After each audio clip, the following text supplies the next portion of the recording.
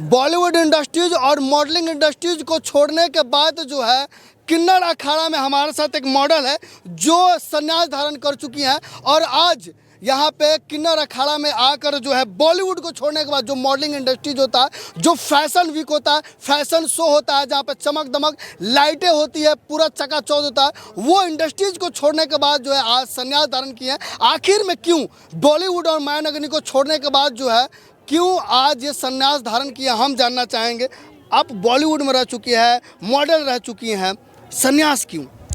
जी, सबसे पहले तो मैं बॉलीवुड अगर कहा जाए तो मैं वहाँ तक मुंबई तक नहीं गई हूँ।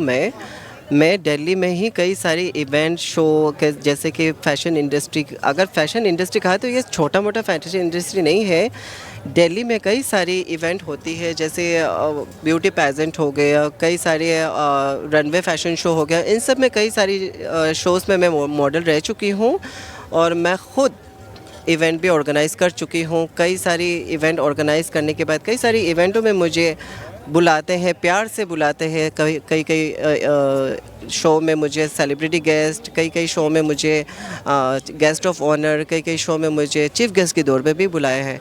अगर आप चाहो तो देखना चाहते हो तो मेरे इंस्टाग्राम पे देख सकते हो, देवयानी मुखर्जी नाम से मेरी इंस्टाग्राम आईडी है, आप देख सकते हो। जी माता जी, आप जो है एक अच्छा मॉडल रह चुकी हैं और मॉडलिंग में आपने बोला कि चीफ गेस्ट जो है बॉलीवुड गेस्ट सेलिब्रिटी गेस्ट में बुलाया जाता है, आपने मॉडलिंग भी किया है, तो मॉडलिंग में कौन कौन से जो है अचीव किया है अपना अवार्ड्स? जी देखो, मैंने बहुत सारे अवार्ड अचीव किया हुआ है। अब मैं मिस इंडिया भी होता है, दिल्ली में आप रह चुके थे, दिल्ली जी मिस इंडिया भी होता है। बिल्कुल, मिस जैसे कि ट्रांस इंडिया 2019 की जो फैशन शो हुआ था, उसमें मैंने अपनी सिटी को रिप्रेजेंट किया, आसाम को। जी। और वहाँ पे मेरे को एक छोटा सा टैग भी मिला है जो टैग का नाम है मिस टैलेंटेड। मिस टैलेंटेड जी। जी। उसके बाद कई सारी शोज़ मैंने किया और उसके बाद कई सारे इवेंटों में मुझे बुलाया गया। तो आखिर में ऐसा क्या हो गया कि आप जो है फैशन इंडस्ट्रीज को छोड़कर जो है वैराग्य जो है रास्ता मार्ग जो है उस आपने चुना? जी देखिए, वैसे तो ये चीज़ मैं आपको कैसे बताऊं कि मैंने क्यों धारण किया, क्योंकि बचपन से ही मैं एक सनातनी हूं और पूजा पाठ करना मेरी बचपन से ही आदत है, इसमें रहना बहुत अच्छा लगता है। अभी आप मुझे यहाँ अखाड़ा पे देख रहे हो, यहाँ पे सबसे पहले तो मुझे मेरी अपनी बड़ो माँ, जिनका नाम मैं आपके सामने लेना चाहूँगी, हमारी आचार्य महामंडलेश्वर लक्ष्मी माँ, उनकी वजह से आज मैं यहाँ हूँ, क्योंकि उन्होंने इतना प्यार दिया मुझे, क्योंकि मेरी अशांत मन को उन्होंने शांत किया और अपनी आगोश में लिया, किन्नर अखाड़े में स्थान दिया। जहाँ तक देखा जाए फैशन इंडस्ट्री जो है वो वेस्टर्न कल्चर को पालन करता है और जिससे हिंदू और जिस सनातन धर्म में है, ये एक आदिकाल से चलता हुआ जो है धर्म है। हाँ, बिल्कुल सही बात है। वेस्टर्न कल्चर कई सारे लोग ज़्यादातर फॉलो करते हैं इंडिया में। अगर परसेंटेज दिया जाएगा तो 85% लोग वेस्टर्न कल्चर को फॉलो करते हैं, लेकिन बेस्ट कौन सा है, वेस्टर्न या सनातन? सनातन। क्यों, आखिर क्यों सनातन? आखिर क्यों? क्योंकि सनातनी में कई सारी रहस्य है। सनातनी को अगर सही ढंग से आप देखोगे, इसमें ममता है, इसमें कल्चर है, इसमें कई सारे ऐसे, आप अगर एक सनातनी फैमिली में देखोगे, बड़े छोटों के पाँव नहीं छूता, छोटे सुबह उठ के बड़ों के पाँव छूता है, सबको नमस्कार करना, सबके पाँव लगना, एक तरह से ये कल्चर जो है ना, अगर आप इस चीज़ को और सही ढंग से देखना चाहते हो, स्कॉन की कई सारे ऐसे मतलब आउट ऑफ कंट्री के स्कॉन की कई सारे भक्त हैं जो इंडियन कल्चर को अपना के हमारे वृंदावन जैसे धामों में आके, वहाँ की धूल मिट्टी में आके पूरा एकदम लपेट के अपनी उनका बल्कि उनका कल्चर नहीं है वो, उसके बावजूद भी वो इतनी इस सनातनी कल्चर को इतना रिस्पेक्ट करते हैं, जान गए हैं। वो अपना वेस्टर्न कल्चर को छोड़ के हमारी सनातनी कल्चर को अपनाया। हमारी ये सनातनी वेशभूषा जो है साड़ी एंड जो भी घाघरा वगैरह ये सब पहनते हैं। तो मैं यही संदेश देना चाहूँगी कि आप सब भी सनातनी की खूबसूरती को देखिए और इस चीज़ को खो जाइए। आप किस में सुकून पाती थी जब आप फैशन इंडस्ट्रीज में थे, वेस्टर्न कपड़े पहनते थे, उसमें छोटे कपड़े भी पहनना था, और आज एक संपूर्ण परिधान में बैठी हुई हैं?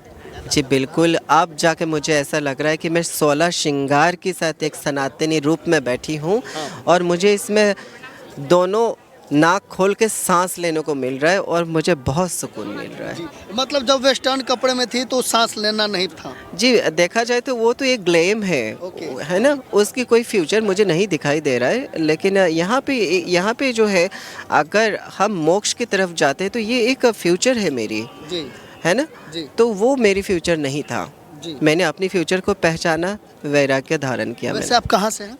जी, मैं रहने वाली आसाम की सिलचर सिटी से हूँ जी। और वैसे दिल्ली में रहती हूँ और आज आपके सामने यहाँ हूँ मैं। यहाँ पे हैं। जी। मतलब आसाम से दिल्ली का सफर और दिल्ली से वैराग्य का सफर।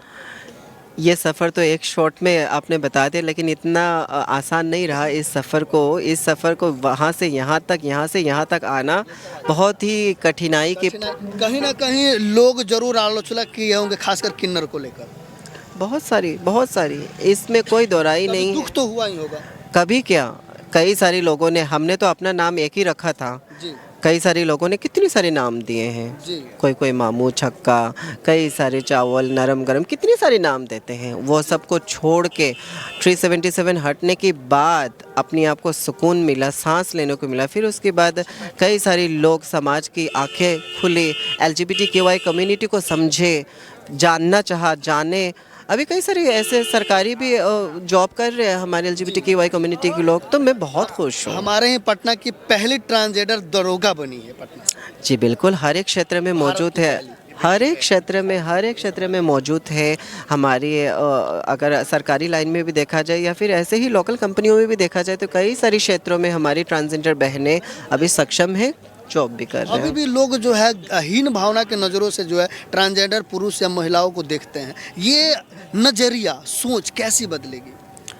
जी, नज़रिया ऑलरेडी अगर परसेंटेज इसमें भी दो तो फिर 80% तक लोग अब बदल चुके हैं। बाकी जो 20% रह रहे, मैं उनको यही कहना चाहूँगा कि अगर आप एक बच्चे को पैदा कर रहे हो, अगर वो हैंडीकैप निकला तो फिर उसको भी तो पालते ही हो ना। हाँ। तो उसी तरह से वो बच्चा जो बिल्कुल ठीक है, स्वस्थ है, उसको आप अपने घर में रहने में या फिर रखने में किस चीज़ का आपको बुरा लग रहा है? मेरी फैमिली ने भी मुझे एक्सेप्ट किया है। आपके फैमिली ने जी बिल्कुल, मैं अपनी फैमिली में रहती हूँ, मेरी माँ के साथ रहती हूँ, मेरी फैमिली के साथ रहती हूँ, अभी भी रहती हूँ मैं। तो ऐसे मैं हर एक माँ बाप को यही कहना चाहती हूँ कि जो भी बच्चा आपके पास ट्रांसजेंडर हो उसको एक्सेप्ट करो। तो ये जिस दिन ये पूरी तरह से 100% एक्सेप्टेंस हो जाएगा फैमिली में, तो समाज की नज़रिया अपने आप ही चेंज हो जाएगा। चेंज हो जाएगा नजरिया। जी बिल्कुल। जब अगर लोग मानने लगे, एक्सेप्ट करने लगे, तो कहीं ना कहीं नजरिया बदल जाएगा। बिल्कुल बिल्कुल, अपनी फैमिली में अगर एक्सेप्टेंस उस बच्चे को मिल गया तो समाज का क्या डर है। कुंभ में आकर आपको कैसा महसूस हुआ? जी, महाकुंभ में आके मैं पहली बार मेरी ये कुंभ है और मुझे बहुत इंतज़ार था इस कुंभ का। मुझे बहुत अच्छा लग रहा है इस कुंभ में आके। मैं बहुत तहे दिल से शुक्रगुजार हूँ यूपी सरकार की, मोदी जी की और योगी जी की और हमारे आचार्य महामंडलेश्वर डॉक्टर श्री लक्ष्मी नारायण त्रिपाठी जी माँ का बहुत बहुत तहे दिल से शुक्रिया अदा करती हूँ कि उन लोगों की वजह से आज इतनी भव्य कुंभ में मैं एक छोटा सा हिस्सा बन पाई हूँ।